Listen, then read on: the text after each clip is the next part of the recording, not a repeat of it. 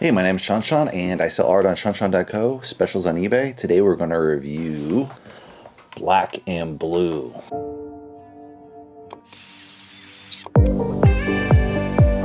So Black and Blue, the movie is an hour and 48 minutes, really good time, not too long.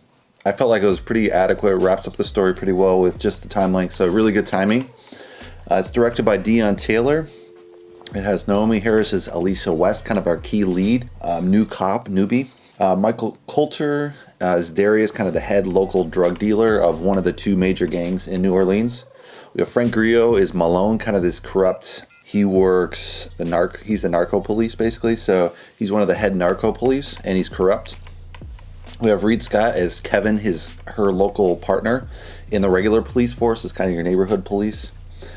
Tyrese Gibson is Milo, kind of this old friend of Alicia when she was growing up, and he's a local shop owner.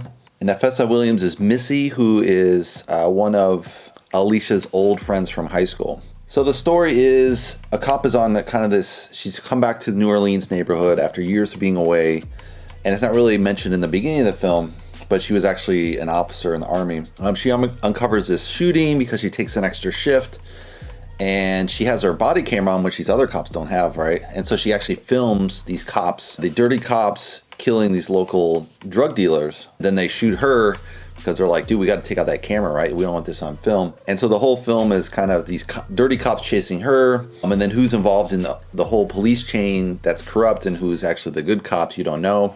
And the bad cop turns the local drug dealers against her, so she has the drug dealers and all these dirty cops against her. So obviously a very difficult thing to overcome. She definitely has to sit with it, and it's a really good kind of struggle. So there's a lot of different really good themes in this. One of the things I liked a lot besides the themes was the music. So the music really sets the tonality of the film. It's in kind of a poor urban landscape. They're listening to like really hardcore rap music, which is kind of penetrating their ears, and it really sets the tone with the rap music. Kind of it's penetrating even the local shop owner who's kind of rising above the drug trade and everything, but he's still caught between this networks of his community robbing from his store. The police don't respond, and then the police treating him as a suspect. So, even though he's doing the right thing in the community, he's still within this kind of heavy oppressive kind of stereotypes from, just being black, and, people suspecting you of being a bad character. I mean, he is wearing kind of typical gang hoodie on his head, so it's kind of like, why would you wear that and you're self-attracting if you dress as a hoodlum? But I mean, that's another element which they don't really dress on, but I think it definitely plays into those stereotypes that police make a quick judgment. They're like, oh, he's dressed like a hoodlum. He might not be a hoodlum, but we're going to treat him like a hoodlum. So is it self-reinforcing? Is it just because he's black? It's kind of like that's a real gray area, I would say. Another theme they really cross is once you leave your neighborhood, like Alicia's done, she's gone to the army, and then she comes back several years later, joins the force, and her eyes been open to, culturally, because she's seen as the army, she's seen as the oppressive force, but also they're helping people. If you know anything about the army, they're one of the first organizations in the US to integrate in the 50s, way before the civil rights in the 60s. So it's really well integrated, and she's seen a whole different change. And, she grew up in New Orleans. It's like kind of this deep South, really separatist mentality between the races and different class systems as well. So she's escaped that and come back, and she's bringing this new mentality. So it's really interesting, but at the same time, she still is black, right? She has this skin color, which defines her right away. And so when she's jogging, she's actually harassed by the local police, even though she's a cop. And then they're like, oh, we're sorry. We thought you were a suspect. And you're like, dude.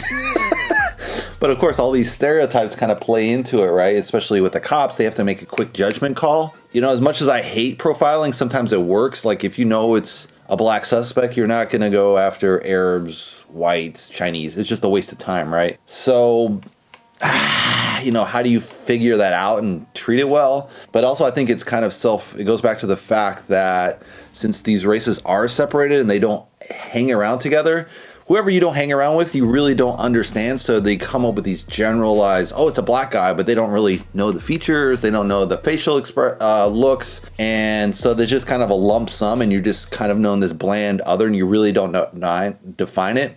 Like, for example, for me, I could spot like differences in blacks because I grew up around them, but before living in San Francisco, where there's a lot of Asian population, I couldn't tell the difference between Japanese, Korean, Chinese. It was like, I don't know, because I only had one Korean friend, right? So I kind of knew a little bit. But since I didn't have Chinese friends and other nationalities, you don't really know, right? And so when I lived in the Bay Area, I knew Vietnamese, Indian, Chinese, Singapore, Malaysian. So you kind of start seeing those really racial distinctions, which so you kind of get the feeling like if the races are separate in this movie, like in the Deep South, it's totally separate, right? It's like very little blending. You might have a blend at the job force, but then you go home, you live in segregated neighborhoods, right? So this kind of reinforces those stereotypes. So when you have profiling, it kind of like, yeah, they tend to profile in this generic term versus getting a really specific guy, which is really unfortunate, but just I think it's kind of a symptom of the segregation versus, the police being bad per se, but also it's in the Deep South, and historically the police were used back during slavery time to catch runaway slaves. So that kind of transitioned once they got their freedom to like this fear of black people uprising all the time, because they always had these slave revolts. So they were always fearful of that. So anytime there was any kind of disturbance coming from the black community into the white, they're just like, oh, react, and they had this lynching and KKK and all this other craziness, right? And it kind of goes to the roots of the fear of the slave revolts and also trying to catch the slave runaway. So you have this really deep-rooted mentality inside of the police in all the Deep South and also in the North, but not as bad, I would say. But yeah, it's just a symptom of the police force, unfortunately, because they were used to catch runaway slaves primarily. That was the big crime back in the day. And so they still have this kind of mentality, chase them down, round them up, tie them up. They really haven't transitioned well, I would say. Even, it's like literally like 80, 90 years, away from slavery, but, they still have that in the culture, unfortunately. I really related to this because I kind of grew up in a half-black neighborhood in high school. So I had 3 different high school. One was kind of, mixed, but maybe 20% ethnicity. One was like the area I lived in was half black, and I go to high school and it'd be like 10%. So it was really interesting because I fit in with the blacks in high school, and I didn't feel like any threat from any white people because I'm like, dude, I got all my brothers hooked up, And then I went to the last high school, and then it was like maybe 2% minority. So I was like, what the hell is this? And I always felt like the coolest person around because I knew anything about any culture besides this ultra rich neighborhood, right? As well as living in Poland, where I was like the 1% minority. So I knew what it was like to be an extreme minority, and I had braces on my teeth. So as soon as I opened my mouth, people would recognize, oh, dude, where's this guy from, dude? Because no one literally had braces. So I would look like a monster in the aspect of really old people, because the braces were new technology there because it was under communism, and they were like 30 years behind in their medicine, basically. And so I really relate in the sense that people just matching you right out of the bat, as well as when I grew up in this neighborhood, I saw a lot of the injustices that, black people have faced, as well as, people trying to escape the poverty of the inner city Chicago and then coming out to the suburbs, and then some of the bad elements came out with them. So you'd have still some drug trading, and then there was some abuse, and some of that they didn't escape just because they moved. So it was kind of a sad situation in a way. As well as I had a friend from that same neighborhood, and like 3 years later, we were both in college. We went to different colleges, right? And then he just happened to meet me in Chicago. He came in the store and he was with his new friends from college, right? And I was like, hey man, what's up? Da, da, da. And then he's like, oh, I don't know you. And I was like, dude, I know you from high school. What are you doing, dude? And he just totally like kept me at a distance. And you have the same element in the film where this cop has come back to her old neighborhood, and her old friend from high school is like, dude, I don't know you. And so, I could really identify in the film with that kind of, you leave this really tight-knit community and you leave, and then you're just seen as a stranger, and they're like, dude, we don't know you, you're a foreign element. Also, kind of when I came back from living abroad, I didn't have that kind of in your face, but no one wanted to hear my story. There's like, that's weird, dude, just talk about America, politics, sports. Like, we don't want to hear about Poland, we don't want to hear about Europe. And so that's kind of an interesting element they have in this film. Really nice layering from, you can see the classism and the racism of the Deep South, as well as kind of Alicia going out, and she's army trained, so when they go against her, she's like, dude, she's an army, dude, she's gonna fucking kick your ass.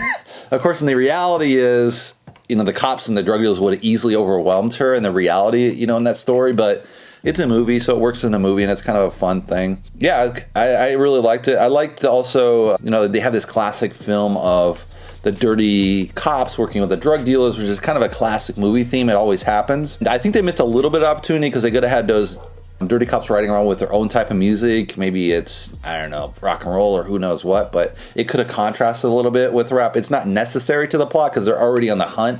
So if you're going to be hunting someone, you're not going to be playing music, right? But they could have had that probably in the backtrack a little bit, and that would have really reinforced kind of this segregated kind of mentality. But I think they did a pretty good job with the film.